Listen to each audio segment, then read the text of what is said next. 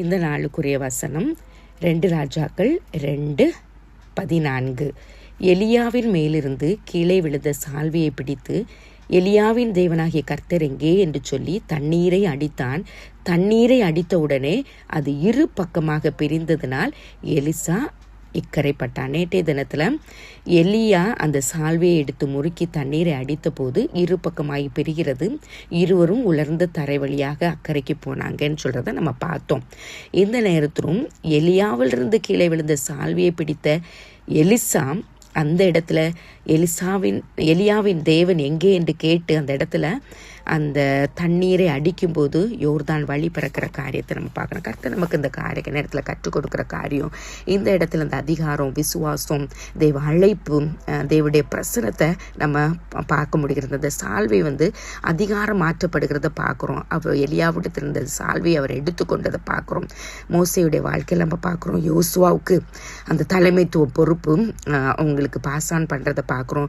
எலியாவிடத்திலிருந்து Elisha. அது போல தான் அந்த காலத்தில் நாம் பெற்றிருக்கிற ஆசீர்வாதம், நாம் பெற்றிருக்கிற அபிஷேகம் நம்மோடு இருந்து விடாதபடிக்கு அது மற்றவர்களுக்கு, அடுத்த சந்ததிகளுக்கு, அடுத்தவர்களுக்கு அது போகணும். அப்போது தான் இந்த ஊழியங்கள் ஆண்டவருடைய சுத்தத்தின்படி தொடர்ந்து நடக்கப்படும். ஸோ அதற்கு தடையாக இருக்கிற காரியங்களை கர்த்தர் தகர்த்து போடணும்னு சொல்லிட்டு நம்ம ஜெபிப்போம். அவர் தண்ணீரை அடித்ததுனால விசுவாசத்தோடு அந்த காரியத்தை செய்கிறார். எலியா செய்ததை பார்த்தவர் அவர் சும்மா இருக்கல்ல, அவர் விசுவாசத்தோடு அப்படியே நின்றுட்டு இருக்கல, அவர் கிரியையில் அந்த விசுவாசத்தை வெளிப்படுத்துறது நிமித்தமாக யோர்தான் வழி திறக்கிறத நம்ம பார்க்குறோம். அது போலதான் கிரியை இல்லாத விசுவாசம் செத்தது என்று சொல்லப்பட்டிருக்க. அநேக நேரத்தில் விசுவாசிக்கிறோம்னு சொல்கிறோம், ஆனால் அற்புதங்களை காண, அதிசயங்களை காண, அடையாளங்களை காண, அபிஷேகத்தை பெற்றுக்கொள்ள, வல்லமையை பெற்றுக்கொள்வதற்கு, இரட்டிப்பான வரங்களை பெற்றுக்கொள்வதற்கு நம்முடைய அவிசுவாசங்கள் தடையாக இருக்கிறது. ஸோ கிரியைகளில் நம்ம அதை வெளிப்படுத்துவோம். விசுவாச வார்த்தைகளை அறிக்கையிடும் போது கர்த்தர் அற்புதங்களை செய்கிற தேவனாக இருக்கிறார். அது மாத்திரம் இல்லை, இந்த இடத்துல நம்ம பார்க்குறோம், நேற்றும் இன்றும் என்றும் மாறாத தகப்பன் அதே அபிஷேகத்தை ரெட்டிப்பாக எலிசாவுக்கு கொடுத்தது போல ஆண்டவரை நம்பி இருக்கிற பிள்ளைகளுக்கு கர்த்தர் வாஞ்சியோடு தாகத்தோடு காத்திருக்கிற பிள்ளைகளுக்கு கர்த்தர் கொடுக்கிற தேவனாக இருக்கிறார். இந்த யோர்தானுடைய அனுபவத்தை நம்ம பார்த்தோன்னா இந்த இடத்துல ஒரு புதிய ஒரு அபிஷேகம், புதிய ஒரு வழி திறக்கிறது பார்க்குறோம்.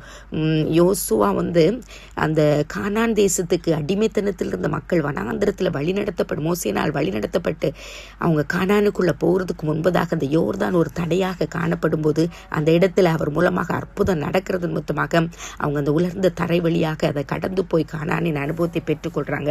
அதுபோல தடைகளை தகர்த்திருக்கிற தேவன் நமக்கு தடையாக காணப்படுகிற இக்கரைப்படுவதற்கோ அக்கறைப்படுவதற்கோ தடையாக இருக்கிற காரியங்களை கர்த்தர் மாற்ற வல்லவராக இருக்கிறார். ஸோ அவரையே நம்ம பற்றி பிடிப்போம். அது வாக்குத்தத்தம் பண்ணப்பட்ட ஒரு நுழைவு வாயிலாக அந்த யோர்தான் காணப்பட்டது. எலிசா வாழ்க்கையில் அந்த அழைப்புக்கும் அபிஷேகத்துக்கும் உகந்ததாக காணப்பட்டது. நாகமானுடைய வாழ்க்கையில் நம்ம பார்க்குறோம், அது அவனுடைய குஷ்டம் மாறுவதற்கு அந்த யோர்தானில் கர்த்தர் கிருபை பாராட்டினதை பார்க்குறோம். இயேசுவானவர் யோர்தான் நதியில் ஞானஸ்நானம் பெற்றதை பார்க்குறோம். ஸோ ஆவியானவர் அந்த இடத்துல இறங்குகிறத நம்ம பார்க்குறோம். ஸோ நாமும் இந்த காலை நேரத்தில் எந்தெந்த காரியங்களை இன்னும் நம்ம சவால்களை சந்தித்து கடந்து போக முடியாதபடிக்கு ஆண்டோடைய வல்லமையை தரித்து கொண்டவர்களாக, பெற்றுக்கொண்டவர்களாக, அபிஷேகத்தை பெற்றுக்கொண்டவர்களாக, தேவனுக்காக வைராக்கியமாக நாம் இருக்க முடியாதபடிக்கு அவிசுவாசமாக காணப்படுகிறோம். அந்த காரியத்தை கர்த்தர் அந்த காலை நேரத்தில் தகர்த்துக்கும்படியாக கர்த்தருடைய சமூகத்தில் நம்ம ஒப்பு கொடுப்போம். கர்த்தர் நிச்சயமாகவே பெரிய காரியங்களை செய்வான். யோர்தானை கடந்தோம் அவர் பலத்தால், எரிகோவை தகர்த்தோம் அவர் துதியால், இயேசுவின் நாமத்தில் ஜெயம் எடுத்தே என்றென்றுமாய் வாழுவோம். ஆத்துமமே என் முழு உள்ளமே உன் அற்புத தேவனை ஸ்தோத்திரேன். பொங்கிடுதே என் உள்ளத்திலே பேரன்பின் பெருவெள்ளமே, அல்லேலூயா. பொங்கிடுதே என் உள்ளத்திலே பேரன்பின் பெருவெள்ளமே. ஆம் தகப்பனே, யோர்தானை போல புரண்டு வருகிற அனுபவங்கள், மூழ்கடிக்கப்படுகிற அனுபவங்கள், தகர்க்க முடியாத அனுபவங்கள், தடைப்பட்டு அக்கறை இக்கரை பட முடியாத ஒரு அனுபவங்கள், ஆனாலும் ஆண்டவரை முழு இருதயத்தோடு விசுவாசத்தோடு தேடி நிற்கும் போது அற்புதத்தின் தேவன் அற்புதங்களை செய்வர். எலியாவின் தேவன், எலிசாவின் தேவன், நீர் அற்புதங்களை செய்கிற தேவனப்பா. நிச்சயமாகவே நீங்கள் காரியங்களுக்கு முடிவுகளை கட்டளையிட்டு திறக்க வேண்டிய காரியங்களை எங்களுக்கு திறந்து தந்து வழியை உண்டாக்கி சுவாமி நீங்கள் அற்புதங்களை செய்து எங்களை அபிஷேகித்து சுவாமி தேவன் தருகிற ஆசீர்வாதத்தை, தேவன் தருகிற அந்த கானானின் அனுபவத்தை, தேவன் தருகிற ஆச்சரியமான அற்புதமான ஒரு வாழ்க்கையை சந்தோஷமாக நாங்கள் அனுபவிக்க கத்த கிருபை தரப்போகிற தயவுக்காக உமக்கு கோடி கோடி நன்றி செலுத்துகிறோம்.